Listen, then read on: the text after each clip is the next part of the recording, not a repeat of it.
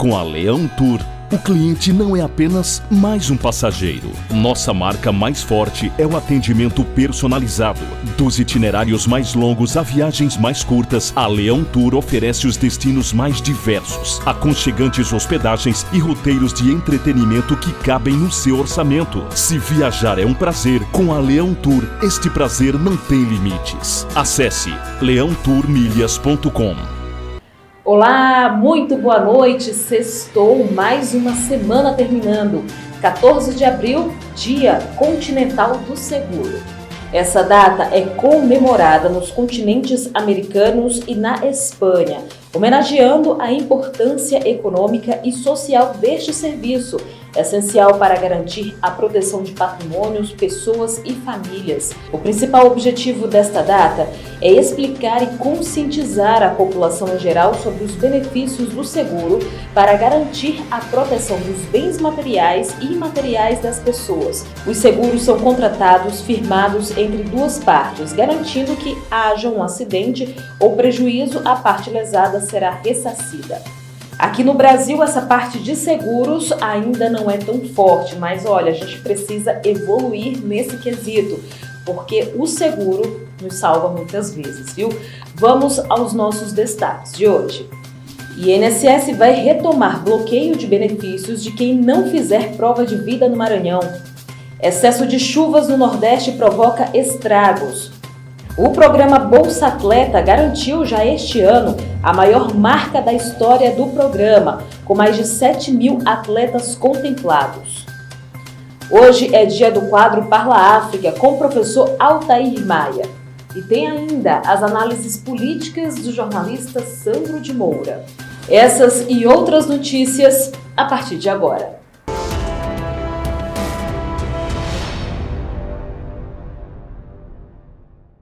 Vamos começar já chamando a nossa assistente de mídias sociais, a Natânia Mello.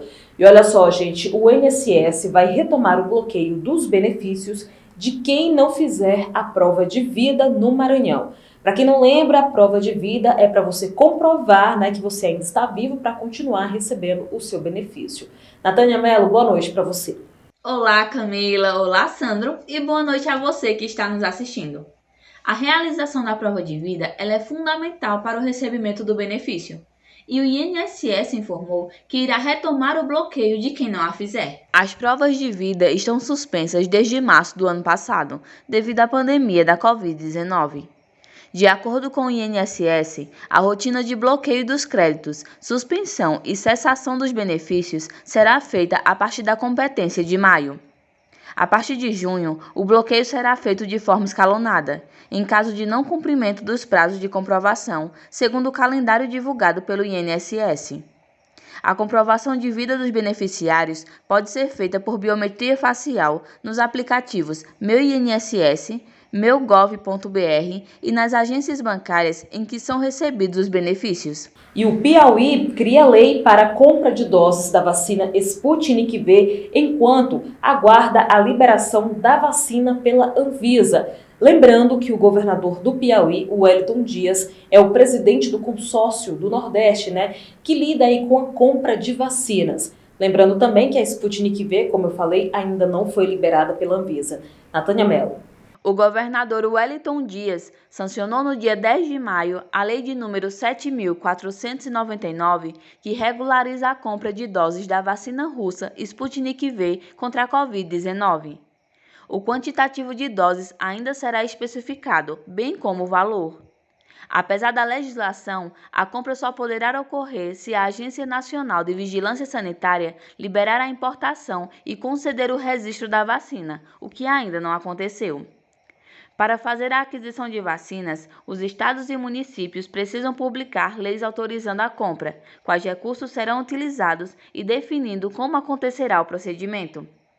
A lei que foi sancionada normatiza o uso da vacina somente se ela for autorizada pela Anvisa, que negou a importação do imunizante.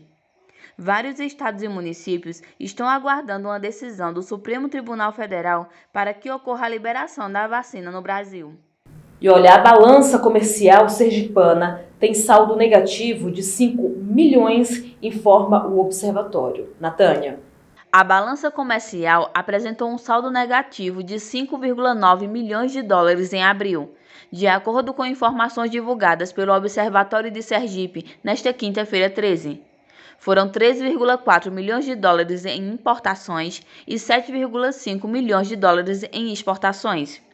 Em relação ao mês anterior, ocorreu aumento nas exportações, 179%, e queda nas importações, menos 2%. Na comparação com o mesmo período do ano passado, houve crescimento nas exportações de 102% e nas importações de 3%. No mês, açúcar foi o mais exportado, 64%. Já o mais importado foi a ureia, responsável por 35% do total das importações. Gana foi o principal comprador dos produtos sergipanos. Já as importações foram lideradas pela Argélia. Obrigada, Natânia. A gente se encontra já já no Giro dos Governadores. Eu vou mudar um pouquinho de assunto porque, olha só, aqui no Centro-Oeste, em várias partes do Centro-Oeste, a seca já está predominando, A gente sabe que nessa época é comum a seca por aqui e não cai nenhuma gotinha de chuva já faz um tempo, Só que na região Nordeste a situação é bem diferente. O excesso de chuva está provocando estrago em várias partes da região, principalmente em cidades pequenas. O jornalista Marcelo Jorge vai falar então sobre esse excesso de chuva nessa região. Marcelo, boa noite para você. Olá, Sandro de Moura, olá, Camila Castro, olá, equipe Com Brasil Nordeste. Olha, nós estamos vivendo um momento muito atípico em relação às chuvas no nosso país, mas especificamente no Nordeste. Nós falamos essa semana sobre o inverno, sobre o lado até romântico, podemos dizer assim, do inverno, com o seu frio acolhedor, com a possibilidade de se tomar bebidas quentes, me refiro não a álcool, mas a chocolate quente, o café. E, naturalmente, também falamos sobre campanhas de solidariedade para arrecadação de agasalhos para quem mais precisa. Mas o que vamos falar hoje é o lado mais sombrio das chuvas e que vem sendo evidenciados aí nas últimas precipitações pluviométricas em várias partes do Nordeste. Pernambuco, por exemplo, alagamentos na capital Recife, em muitas cidades da região metropolitana, como o município de Paulista, que também o nosso jornalista Sandro de Moura conhece. Alagamentos na Paraíba, e nós vamos mostrar agora, você já está vendo aí, imagens chocantes da cidade de Sapé, no interior da Paraíba, uma cidade que vem sendo nos últimos dias devastada por muitas chuvas, e você vê aí carros sendo carregados pelas águas em pleno centro da cidade, desespero das pessoas que estão filmando, assistindo, acompanhando, comércio naturalmente que já vem sofrendo com o fechamento em virtude da pandemia, sofrendo também aí lá no município com a questão da queda das águas, das chuvas. Portanto, os institutos de meteorologia de todo o Nordeste estão informando que as pessoas fiquem prevenidos, fiquem alertas em relação à quantidade de chuvas que, diferentemente de invernos anteriores, vem caindo com a frequência e com a potência ainda maior. Cidades ribeirinhas, cidades que ficam à margens de rios, elas estão sujeitas naturalmente também a devastações ainda maiores. Em Pernambuco, a APAC, que é a Agência Pernambucana de Águas e Clima, vem informando aí em boletins diários sobre a incidência de muitas chuvas, inclusive hoje vem chovendo muito em toda a região metropolitana e lá dentro do Recife. Partidas de futebol foram canceladas, o trânsito, que já sofre no dia a dia, mesmo sem chuva, está sofrendo ainda mais. Agora, o que nós temos a falar sobre isso, também Camila Castro, Sandro de Moura e equipe Com Brasil Nordeste, e telespectadores, obviamente, é sobre o descaso de muitos governos, porque as chuvas elas estão no papel delas, elas caem nesse período todos os anos, porque chove exatamente numa maior incidência nos mesmos lugares. E no ano que vem vai chover nos mesmos lugares e os mesmos problemas de alagamento irão ocorrer. Aí se diz, não há dinheiro para isso. Olha, há dinheiro para tudo. Dentro de um governo se divide as verbas, o orçamento para todos os setores. E não pode se esquecer em cidades como Recife, que é uma cidade que fica localizada abaixo do nível do mar, portanto uma cidade suscetível a alagamentos, que se desconheça, os governantes desconheçam a necessidade que a cidade tem de uma atenção maior. Esperamos que a sociedade que já vem sofrendo com pandemia, já vem sofrendo com carestia, com falta de emprego, não venha também a perecer sob as águas por falta de responsabilidade dos governos. E eu repito, a natureza está no papel dela de mandar chuvas no tempo de chuvas, sol no tempo de sol. Nós que moramos aqui é que temos que cuidar bem da nossa casa. Muito grato a todos que acompanham o Com Brasil Nordeste. Segue aí Camila Castro, Sandro de Moura e toda a nossa equipe. Do Nordeste para o Com Brasil Nordeste. Gente, chuva é bom, mas quando vem em excesso, infelizmente provoca todos esses estragos que a gente viu aí. Marcelo, obrigada, bom fim de semana para você. Olha só, gente, vamos mudar de assunto novamente, porque o programa Bolsa Atleta atingiu já este ano a maior marca da história do programa, viu? Com mais de 7.000 atletas contemplados. Este número é histórico. E o governo federal garantiu a vacinação da delegação brasileira que vai a Tóquio participar dos Jogos Olímpicos e Paralímpicos. É o governo federal se preocupando aí, né, com esta área do esporte. Veja só. É o maior número de beneficiados de modalidades olímpicas e paralímpicas que a iniciativa do governo federal já alcançou em uma única lista.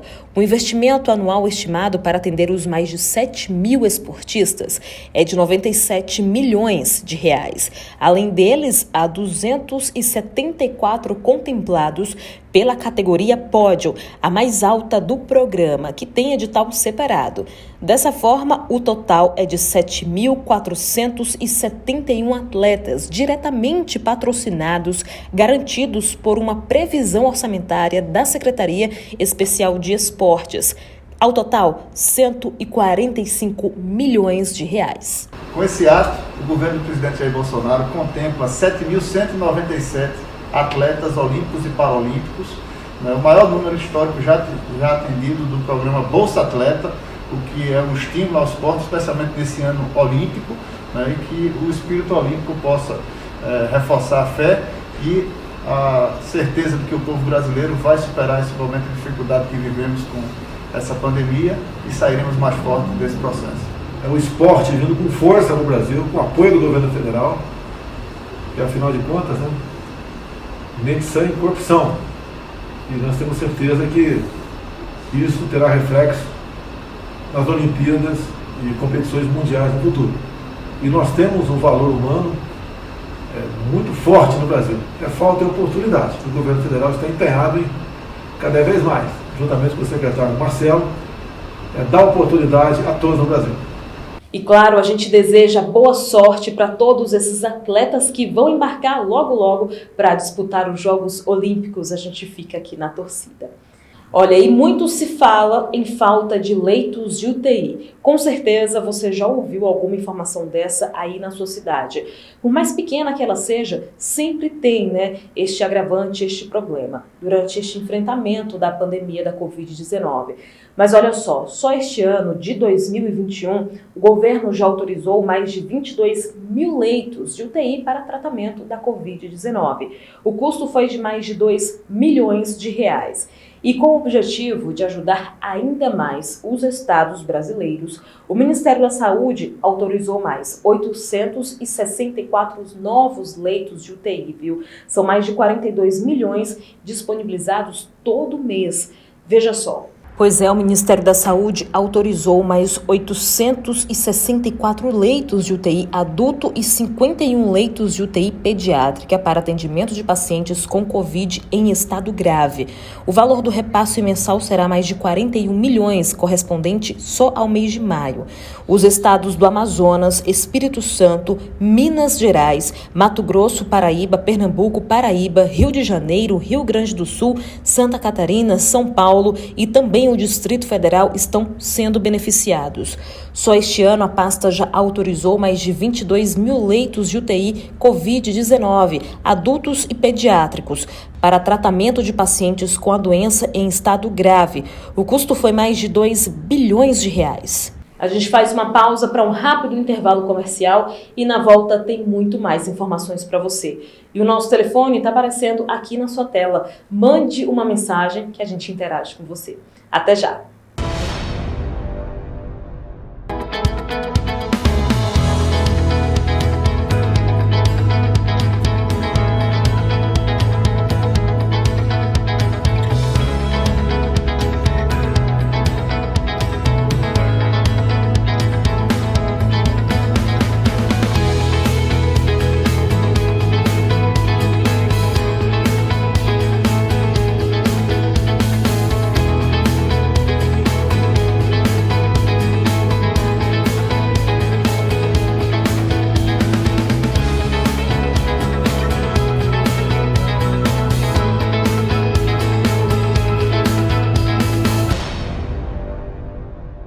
Olá, estamos de volta e olha só, sempre tem a participação do nosso jornalista Sandro de Moura, que faz análises importantes políticas sobre o nosso país. Sandro, qual é o seu assunto de hoje? Boa noite para você. Boa noite, Camila. Boa noite a todos. Camila, sexta-feira vamos fazer aqui um breve resumo da semana. O noticiário em alta, CPI da Covid-19. Esse assunto deu pano para manga e a gente viu o que aconteceu. A temperatura subiu no Senado Federal e, para fechar o resumo disso tudo, Renan Calheiros tentando colocar na fogueira da Inquisição aqueles que foram lá para fazer depoimentos de forma voluntárias e um constrangimento até na CPI, porque quando o interrogado, o entrevistado, falava algo que o senador não queria ouvir, ele que é o relator da CPI, ele algumas vezes chamava, como por exemplo o Fábio Van Garden, ele dizia que o depoente estava mentindo, chegou até a ameaçar de prender, de mandar prender o entrevistado. Na mesma direção, o presidente Omar Aziz repreendeu, advertiu o Fábio Van Garden, dizendo que ele não sabe o que é ficar depois sozinho, abandonado, e as consequências que pode ter por conta de uma ação de justiça. Ou seja, algo um pouco, no mínimo, estranho, suspeito para um presidente de comissão e para um relator que deveria estar ali para investigar, para ouvir e não para fazer esse tipo de ameaça, esse tipo de constrangimento. Indo para um outro lado, o presidente da República, usando as suas mídias sociais, ele acabou dando resposta a esses ataques da CPI.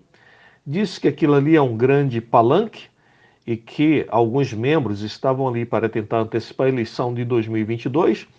Como resposta, foi ao estado de Alagoas, onde teve uma receptividade muito festiva por conta de muita gente. Ele foi acompanhado do presidente da Câmara dos Deputados, o deputado Arthur Lira. Também esteve lá o senador Fernando Collor de Mello e outros parlamentares. O presidente foi efusivamente saudado lá pelos nordestinos. E o que mais importa? Ele foi lá para levar água para mais de 38 cidades e foi também entregar habitação popular para cerca de 400 famílias. Então, o resumo das notícias desta semana é mesmo CPI, senador Renan Calheiros, senadores de oposição versus presidente da República e os seus aliados. Camila, eu retorno aí para você, antes desejando um bom final de semana a todos os nossos telespectadores e nos vemos na próxima segunda-feira. Sandro de Moura para o Com Brasil Nordeste. Até a próxima. E hoje é sexta-feira, dia do quadro Parla África. E hoje o professor Altair Maia vai falar sobre Benin, que é um pequeno país que fica situado na costa da África. Já vou chamá-lo então. Professor, boa noite para o senhor. Boa noite, Camila. Boa noite, Sandro. Boa noite, senhores. Hoje nós vamos falar do Benin, um pequeno país na costa oeste da África, vizinho da Nigéria, maior produtor de petróleo da África subsaariana. No Benin se fala francês, são 11 milhões de pessoas habitando uma região de 100 mil quilômetros quadrados, mais ou menos o tamanho de Santa Catarina, o que garante uma alta densidade populacional. Quanto à produção, o PIB, o Produto Interno Bruto do Benin, depende basicamente da agricultura, onde se produz algodão, mandioca, caju e amendoim. Na questão religiosa, a plena liberdade e os três maiores grupos, catolicismo, islamismo e o Vodun, convivem harmonicamente. O Vodun é a religião oficial do Benin e é parte essencial da cultura do povo iorubá. Os iorubás convivem na região, na fronteira com o Benin, do Benin com a Nigéria, e é uma nação com mais de 30 milhões de habitantes. uma das características do povo Yorubá são as marcas impressas em seus rostos que identificam, que denominam a origem de cada etnia, de cada povo. Os escravos dessa região que vieram para o Brasil trouxeram, logicamente, seus deuses e seus orixás. E aqui chegando, o sincretismo surgido da convivência com os brancos e com os índios, surgiu o que se pode denominar de vodum brasileiro, que nada mais é do que o candomblé. Mas nas relações do Brasil com o Benin, há uma figura controversa, um baiano chamado Francisco Souza, que traficava, que revendia escravos aqui no Brasil.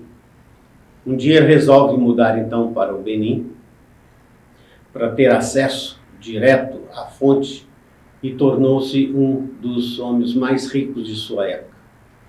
No Benin, ele associou-se aos líderes locais e não só revendia escravos, como também ajudava os escravos libertos no Brasil, ou os escravos alforriados, a voltar para o Benin. Quando o senhor Francisco Souza chegou ao Benin, ele se instalou na região do Forte da Ajuda, que era um forte que havia sido construído pelos portugueses para ajudar, para controlar o tráfico de escravos. E com o retorno dos escravos aqui do Brasil, que lá se chamam agudás, a região do entorno do Forte da Ajuda se tornou bastante povoada e deu origem à cidade de Uidá, que é uma cidade brasileira no coração da África. Os agudás, certamente com a convivência no Brasil, influenciaram bastante a forma de vida das pessoas no Benin, influenciaram também a arquitetura, a culinária e os hábitos e costumes. Francisco Souza, por ter se tornado um homem muito rico, foi agraciado com o título de vice-rei do Daomé, ou Xaxá. Perdão, Daomé é o antigo nome do Benin. O título de Xaxá, concedido ao senhor Francisco Souza, era um título hereditário. E a dinastia iniciada por ele já se encontra na 8ª geração. Eu tive o prazer de conhecer o Xaxá número 8, ou o Xaxá 8º, que é fascinado pelo Brasil. E tanto fez que conseguiu com que uma escola de samba no Rio de Janeiro desenvolvesse o tema dos agudás, que são os escravos retornados para o Benin. O título desse enredo de samba era Agudás, cujo tema é Agudás, os que levaram a África no coração e trouxeram no coração o Brasil. Para quem quiser conhecer um pouco mais sobre a história do Benin, sobre a história dos agudás, aqui está um livro que é distribuído gratuitamente para os que enviarem uma mensagem no e-mail que está aí embaixo. Para encerrar o programa de hoje, eu trouxe uma cantora de Uidá, Angelique Couture, que vai trazer um pouco da música africana. Boa noite, muito obrigado e até sexta-feira. Malaika nakupenda malaika na mirifanyeje kijana mwezi nyawo nashindwa na mali sina we ingakuwa malaika. Tá, então essa foi a participação do professor Altair Maia, que falou sobre Benin, um país que fica na África. Obrigada, professor. A gente volta a se encontrar na semana que vem. Vamos agora girar as mídias dos governadores. A Natânia Mello fala da região Nordeste. Olá, Camila. Vou iniciar com o governador de Alagoas, Renan Filho. Ele que criticou a visita do presidente Bolsonaro ao estado. Ele publicou o seguinte: acuado pela investigação na CPI e despencado em popularidade, Jair Bolsonaro mostra desespero em visita a Alagoas, ataca pessoas e o Congresso Nacional. Respeito às instituições e à democracia não está entre suas características. Por aqui, presidente, responderemos a esse tipo de violência com gestão resolutiva, obras com recursos próprios, contas organizadas, priorizando salvar vidas na pandemia e colocando sempre o povo acima dos interesses políticos. Vale informar ao Brasil, Alagoas resistiu. O governador do Ceará, Camilo Santana, falou que o governo do Ceará distribuiu mais de 685 toneladas de alimentos durante a pandemia. Ele disse: não temos medido esforços para garantir a segurança alimentar dos nossos irmãos e irmãs cearenses. E para finalizarmos, o governador da Paraíba, João Azevedo, falou sobre a assinatura de um memorando de entendimento com a Embaixada dos Estados Unidos no Brasil, para a formalização de parcerias em áreas estratégicas para o desenvolvimento da Paraíba, como saúde, educação, tecnologia e turismo. Ele diz que esse documento não representa apenas uma formalidade institucional, mas dá a certeza de que o trabalho tem valido a pena e de que as ações contemplam o povo. Fico por aqui e um ótimo final de semana para todos. E eu te mostro agora o que os governadores da região do Centro-Oeste publicaram nas mídias. O governador do Distrito Federal, Ibanez Rocha, disse que participou do lançamento do projeto Educador Esportivo, que vai dar suporte às atividades esportivas com ações voltadas à saúde e ao bem-estar dos cidadãos. De forma gratuita, profissionais e educadores serão agentes facilitadores no condicionamento físico da população. O governador de Goiás, Ronaldo Caiado, disse: o olhar atento da criançada nos equipamentos do laboratório de robótica include que inauguramos em Valparaíso e em Lusiânia só confirma algo que eu não duvido, minha gente. O maior legado que podemos deixar para elas é a educação. Reinaldo Azambuja, governador de Mato Grosso do Sul, publicou: Mato Grosso do Sul não para de crescer. Em plena pandemia, a Suzano S.A. anuncia a construção da maior fábrica de celulose do mundo, em Ribas, do Rio Pardo. Um investimento de 14 milhões, geração de 11.900 empregos diretos e indiretos e produção de 2.300.000 toneladas de celulose por ano. Vamos agora abraçar as cidades aniversariantes de hoje. Abreu e Lima, em Pernambuco, Minaçu, em Goiás e Colmeia, no Tocantins. Parabéns para todo mundo que mora nessas cidades. Se não tivesse pandemia, por ser sexta-feira, com certeza teria grandes festas aí, né, por essas cidades. Bom, como não pode, a gente aguarda. Vamos ver, gente, agora o De Olho na Rede. Nossa senhora, Zé! Rapaz, tu tá preparado pra chuva, né? Ah, tu tá seguro. Opa, seu Antônio, boa noite. Boa noite, o que foi? O senhor mora aqui? Hein? Não, mora ali numa ruinha por trás. Aqui é uma prata, ninguém mora em prata. É ali, minha casa é no outro lado, eu não moro aqui não. O senhor é de areia? Minha filha, se eu fosse de areia, desse uma chuva, eu me molhava e me desmanchava. Tá, Ah, seu Antônio, eu ia pedir informação, o senhor é tão abusado. E tu tá filmando, é? Não. Vá pedir informação no outro canto, vá. Pedir informação na casa de cacete. Ah, seu Antônio. E por hoje é só. Eu agradeço sempre a sua companhia. Obrigada por ficar conosco durante toda essa semana. Na segunda-feira tem mais programa Brasil Nordeste para você a partir das 18 horas. E no nosso canal no YouTube é só colocar Brasil Nordeste Oficial que você assiste a esta edição e outras edições do programa. Obrigada, bom fim de semana. Tchau, tchau.